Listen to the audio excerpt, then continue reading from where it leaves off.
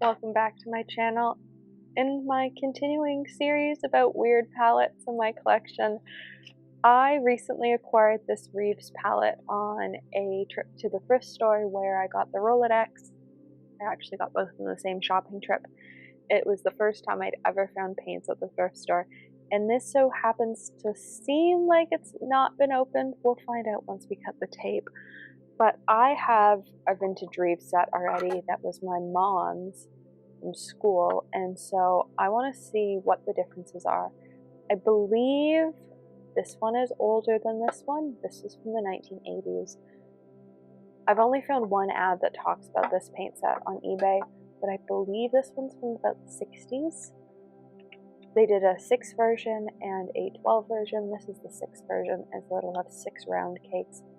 And I know from experience that I do actually like painting with the Reeves vintage paints. I don't like their modern stuff, but I like their vintage stuff. So I'm interested to see how I feel about this set.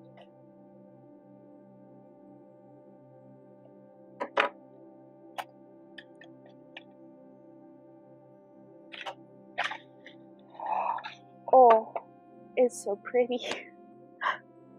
I knew that the big set, the one picture I'd seen of the big set, did have the paint splatter on it, but I didn't know if that was actual paint splatter on this set or if it was supposed to be there. So, alright. So Reeves, made in England, I believe. This one doesn't say where it was made. So, let's open this up. If nothing else, it was worth it for the tin. Nope, they have definitely been used. But an adorable tin, and not a hinged tin. The set that I think is older, newer, as a hinged tin, and a different brush. And the pans in this one, actually, this is older. So this is all die cast aluminum, or like punched out metal, and that folded each of the pans, and it's all a single piece. This is plastic. So I think this is older, I think this is newer, but it's still not their transition to tubes that they use now.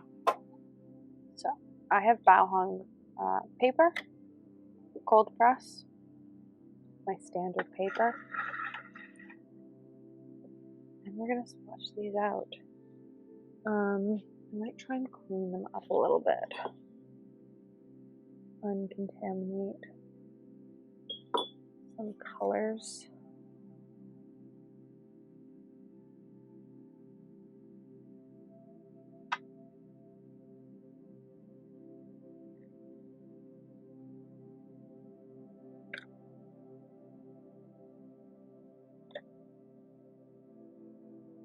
Alright, there we go.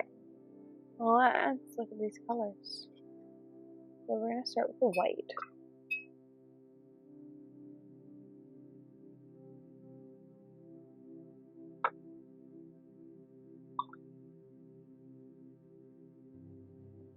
I don't know if that's just because like how much stuff there is, but I would say that there's definitely like a noticeable difference between the page that doesn't have white paint on it and the page that does. So that's actually sort of a positive. And then the red. It's like a vermilion. Not super dark.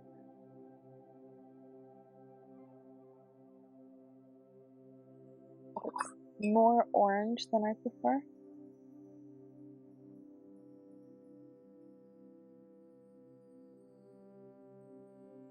Yellow is up next. I do like this yellow. I do genuinely enjoy at least the other Reeves set. So I'll be interested to see if I enjoy this set as well. And green.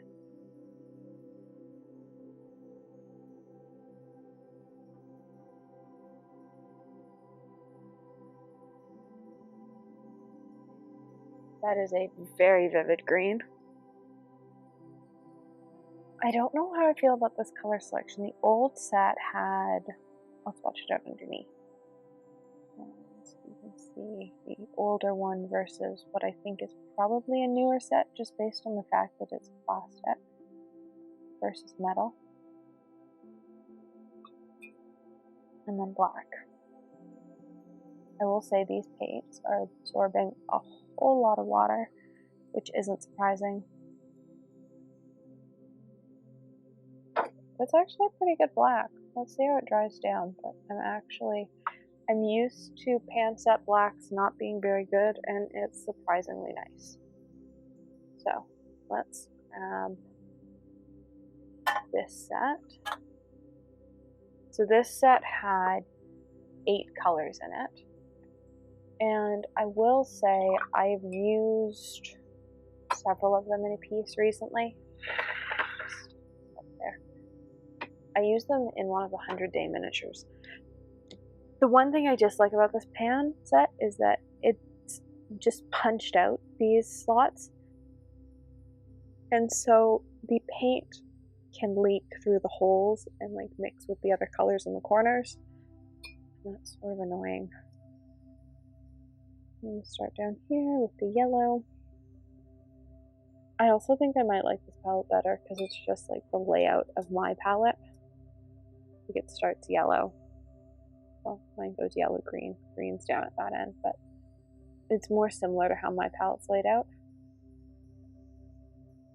So there's the yellow.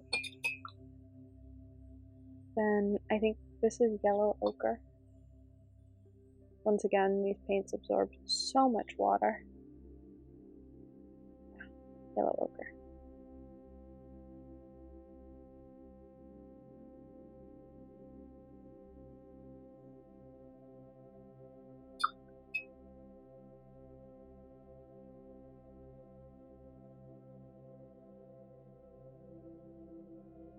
Oh, we've still got that like weird red-orange color in this set. It's just not my type of red. Like, I like an Alizarian crimson. I like a PR 88.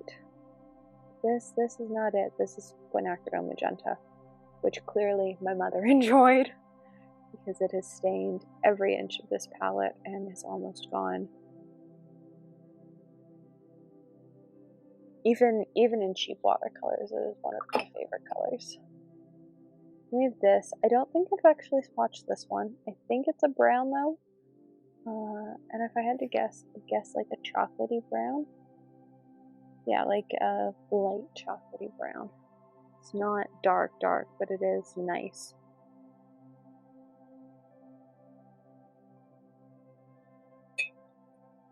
Then we have ultramarine blue, which is the same blue that the other set had.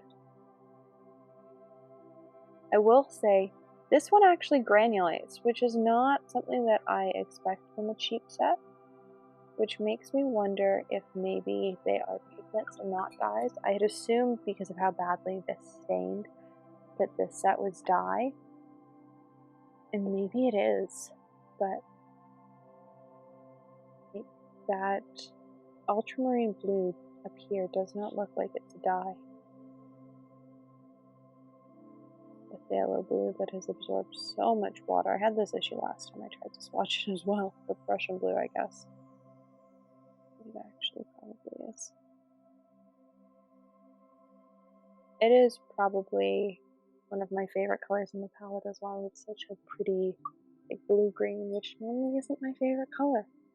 We have a dark green. I don't think I actually swatched this color. Mostly gone. I do wonder what Mom was painting, because the color selection she used is very... Her yellows are almost gone, her reds are almost gone. She's left her brown, she's left her turquoise, and her green has disappeared. Which is probably explains my dislike of mixing my own greens when there's a convenience green available. So, there are the two sets. This is the T6. This is, what is this? Is this teal? Blue box.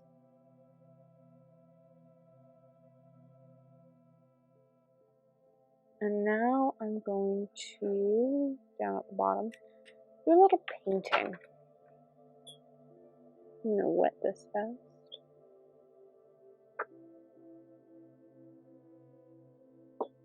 And I'm gonna paint with, oh, I can't wet this. I get water in all of them. The limited color palette. I don't really know what I want to do. So shall I just continue my palm trees? I think I should.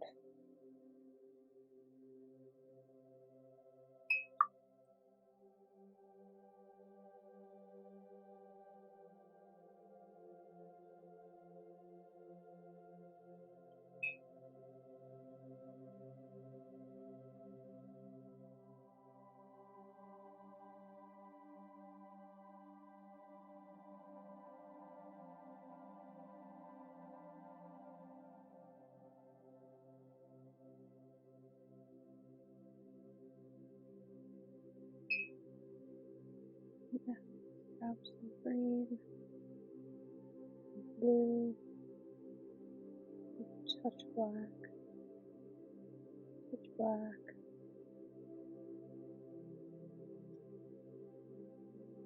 And some green.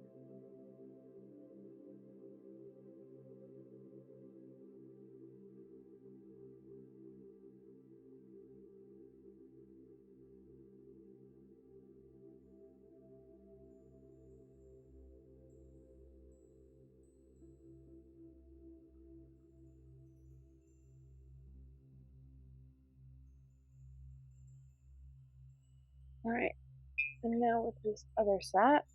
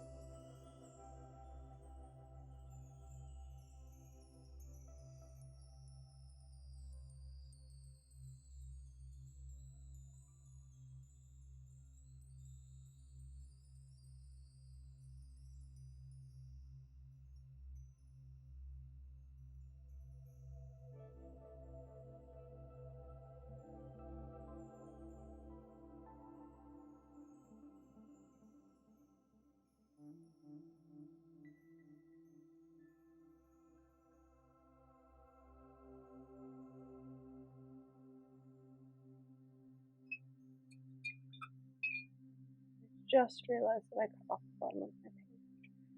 And then let's go in with the green. And I'm going to change this green a little.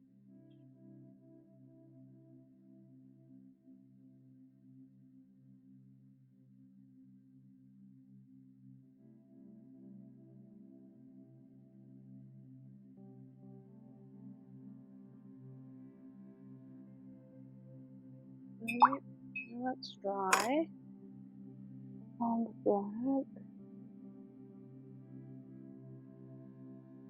You're still wet-ish. This is blue box.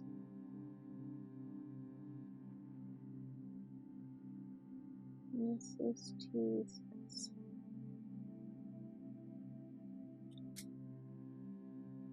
Alright.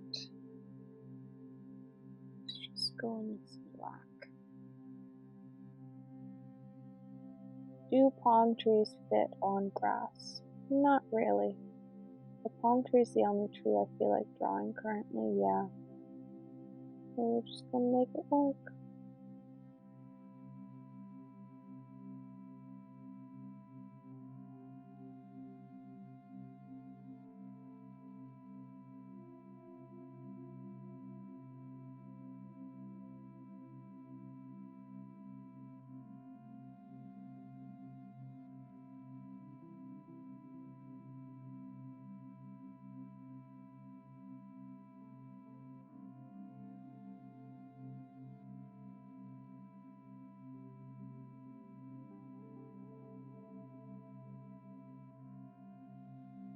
There we go. Now for number 2, we're going to have to mix up, actually, as is standard.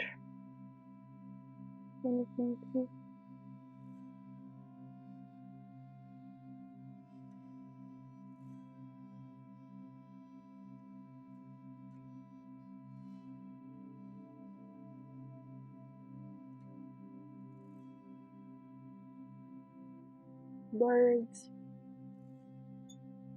Now, to mix something up. I'm going to start with brown.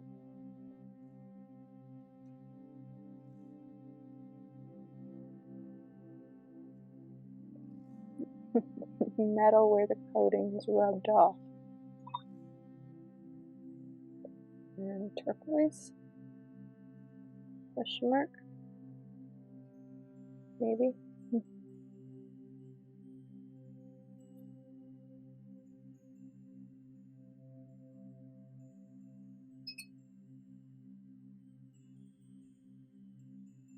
Alright, we're going to accept that. It's like an actual groove.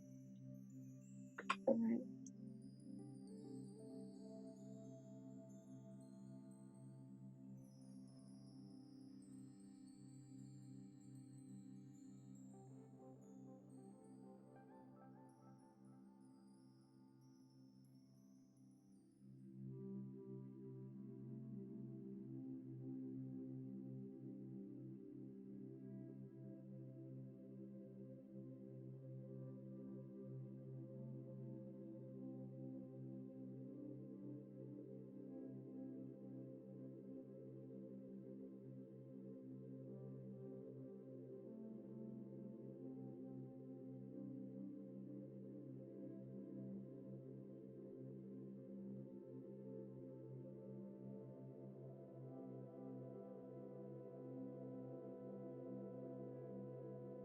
Alright, there we go. I would say I wish this set had a black, but I guess that as an elementary set they probably didn't want it to have a black, whereas this set has both a black and a white, and in a way, I don't know, like when I use white it's whitewash, like I could do without the white, and I would prefer to have like the magenta, and I would prefer to have a darker green instead of that. But I think like both of them paint quite nicely compared to when I've done like the cheap versus expensive watercolor sets on Instagram. I would say that if you want to play with an inexpensive set, tracking down a vintage set is probably the way to go, because now I've done this with both a Pentel vintage set and a Pentel modern set, comparing the same set, just many years apart.